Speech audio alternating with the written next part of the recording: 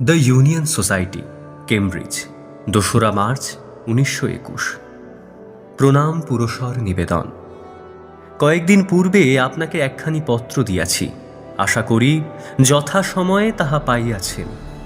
আপনি বোধহয় শুনিয়া সুখী হইবেন যে আমি চাকুরি ছাড়া সম্বন্ধে একরকম কৃতসংকল্প হইয়াছি। আমি কি কি কাজের জন্য উপযুক্ত হইতে পারি তাহা আপনাকে পূর্বপত্রে জানাইয়াছি। দেশে এখন কি রকম কাজের সুবিধা আছে তাহা এখান হইতে ভালো বুঝিতে পারিতেছি না। আপনারা এখন কর্মক্ষেত্রের মধ্যে আছেন, সুতরাং আপনারা খুব ভালো রকম জানেন কীরকম কাজের সুবিধা এখন আছে এবং এখন কীরকম কর্মী লোকের দরকার। আমার এই অনুরোধ যে পর্যন্ত আমার চাকুরি ছাড়ার খবর না পাইতেছেন সে পর্যন্ত যেন এ বিষয়ে কাহাকেও কিছু না বলেন। চাকুরি ছাড়িলে আমি জুন মাসের শেষে দেশে ফিরিতে ইচ্ছা করি, অবশ্য যদি সময় মতো প্যাসেজ পাই। দেশে ফিরিলে কীরকম কাজে হাত দিতে পারবো তাহা জানিবার জন্য উৎসুক আছি, কারণ মনটাকে সেইভাবে প্রস্তুত করিতে ইচ্ছা করি। তাছাড়া দেশে গিয়া যেরকম কাজ আরম্ভ করিব তদুপযোগী লেখাপড়া এখানে থাকিতে করাও সম্ভব। আশা করি আপনি যত শীঘ্র পারেন এ বিষয়ে একটা উত্তর দিবেন। আমার নিজের কতকগুলি মতলব মনে আসিতেছে, আপনাকে তাহা জানাইতেছি। ১. জাতীয় কলেজে আমি শিক্ষকতা করিতে পারি। পাশ্চাত্য দর্শনশাস্ত্র আমার যৎকিঞ্চিত পড়া আছে। ২. আপনারা যদি কোনো দৈনিক খবরের কাগজ ইংরেজিতে প্রকাশ করেন তাহা হইলে আমি সাব এডিটোরিয়াল স্টাফে কাজ করিতে পারি। ৩. আপনারা যদি কংগ্রেস সংক্রান্ত একটা রিসার্চ ডিপার্টমেন্ট খোলেন তাহা হইলে আমি তাহাতেও কাজ করিতে পারি। আমার গত পত্রে আমি এ সম্বন্ধে খানিকটা লিখিয়াছি। আমার মনে হয় একদল রিসার্চ স্টুডেন্টস আমাদের চাই।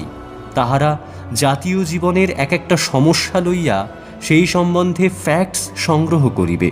কংগ্রেস তারপর একটা কমিটি নিযুক্ত করিবে। এই কমিটি সেই সব ফ্যাক্টস বিবেচনা করিয়া প্রত্যেক বিষয়ে কংগ্রেসের একটি পলিসি ঠিক করিবে। কারেন্সি অ্যান্ড এক্সচেঞ্জ সম্বন্ধে আমাদের কংগ্রেসের কোনো বিশিষ্ট পলিসি নাই। তারপর লেবার অ্যান্ড ফ্যাক্টরি লেজিসলেশন সম্বন্ধেও কংগ্রেসের কোনো বিশিষ্ট পলিসি নাই। তারপর ভ্যাগ্রেন্সি অ্যান্ড পুর রিলিফ সম্বন্ধে আমাদের কংগ্রেসের কোনো বিশিষ্ট পলিসি নাই। তারপর স্বরাজ পাইলে আমাদের কনস্টিটিউশন কীরকম হইবে সে সম্বন্ধেও বোধহয় কংগ্রেসের কোনো বিশিষ্ট পলিসি নাই। আমার নিজের মনে হয় যে কংগ্রেস লীগ স্কিম একেবারে পুরানো হইয়া গিয়াছে। স্বরাজের ভিত্তির উপর আমাদের এখন ভারতের কনস্টিটিউশন তৈয়ারি করিতে হইবে। আপনি অবশ্য বলিতে পারেন যে কংগ্রেস এখন এক্সিস্টিং অর্ডার ভাঙিতে ব্যস্ত, সুতরাং ভাঙার কার্য সম্পূর্ণ না হইলে কনস্ট্রাকটিভ কাজ আরম্ভ করা অসম্ভব। কিন্তু আমার মনে হয় যে এখন থেকেই ভাঙার সঙ্গে সঙ্গে নূতন করিয়া সৃষ্টি আরম্ভ করিতে হইবে। জাতীয় জীবনের যে কোনো সমস্যা সম্বন্ধে একটা পলিসি ঠিক করিতে গেলে অনেক দিনের চিন্তা এবং গবেষণা চাই।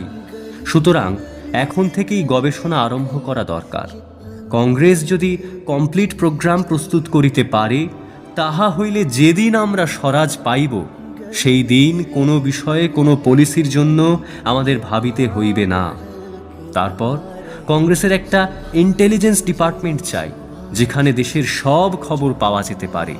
এই ডিপার্টমেন্ট থেকে ছোট ছোট বই প্রকাশ করা দরকার।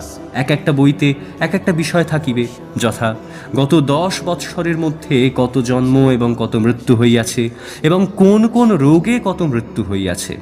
তারপর গত 10 বৎসরে ভারতবর্ষের অবস্থা, আয় ও ব্যয় কত হইয়াছে, কোন কোন দিক থেকে আয় হইয়াছে এবং কোন কোন বিষয়ে ব্যয় হইয়াছে তাহা আর একটা বইতে প্রকাশিত হইবে। এই রূপ আমাদের জাতীয় জীবনের সব দিককার খবর ক্ষুদ্র পুস্তকের ভিতর দিয়া দেশময় প্রচার করিতে হইবে। 4. জনসাধারণের মধ্যে শিক্ষা বিস্তারের দিক দিয়া কাজ করিবার অনেক সুবিধা আছে। এই কাজের সঙ্গে কোঅপারেটিভ ব্যাংকস প্রতিষ্ঠাও আবশ্যক। 5. Social service. আমার নিজের মনে হচ্ছে যে এই কয় বিষয়ে কাজ করিবার সুবিধা আছে, কিন্তু আপনাকে বিবেচনা করিতে হইবে আপনি আমাকে কোন বিভাগে চান। তবে শিক্ষকতা এবং জার্নালিজম বোধহয় আমার মনের মতো কাজ হইবে। এই নিয়ে আমি এখন আরম্ভ করিতে পারি। তারপর সুবিধা মতো অন্য কাজেও হাত দিতে পারি। আমার পক্ষে চাকুরি ছাড়া মানে দারিদ্র ব্রত গ্রহণ করা। সুতরাং বেতন সম্বন্ধে আমি কিছু বলিব না। খাওয়া পড়া চলিলেই আমার যথেষ্ট চলিবে। আমি যদি বদ্ধপরিকর হইয়া কাজে নামিতে পারি, তাহা হইলে আমার বিশ্বাস আমি আমার সঙ্গে এখানকার 2-1 বাঙালি বন্ধুকেও এই কাজে টানিতে পারিব। স্বদেশ সেবার যে মহাযজ্ঞের আয়োজন হচ্ছে, আপনি তাহাতে বঙ্গদেশের প্রধান পুরোহিত। আমার যাহা বক্তব্য আমি তাহা শেষ করিয়াছি। এখন আপনি আমাকে আপনার বিপুল কাজের মধ্যে স্থান দিন। আমি চাকুরি ছাড়িলেই এখানে 5 জনে জিজ্ঞাসা করিবে আমি দেশে ফিরিয়া কি কাজ করিব। সুতরাং নিজের সন্তোষের জন্য এবং 5 জনের কাছে সেলফ জাস্টিফিকেশনের জন্য আমি জানিতে উৎসুক আপনি আমাকে কি কাজ দিতে পারেন। আশা করি আপনি এসব কথা আপাতত গোপন রাখিবেন। আপনি আমার প্রণাম জানিবেন। ইতি বিনীত শ্রী সুভাষচন্দ্র বসু।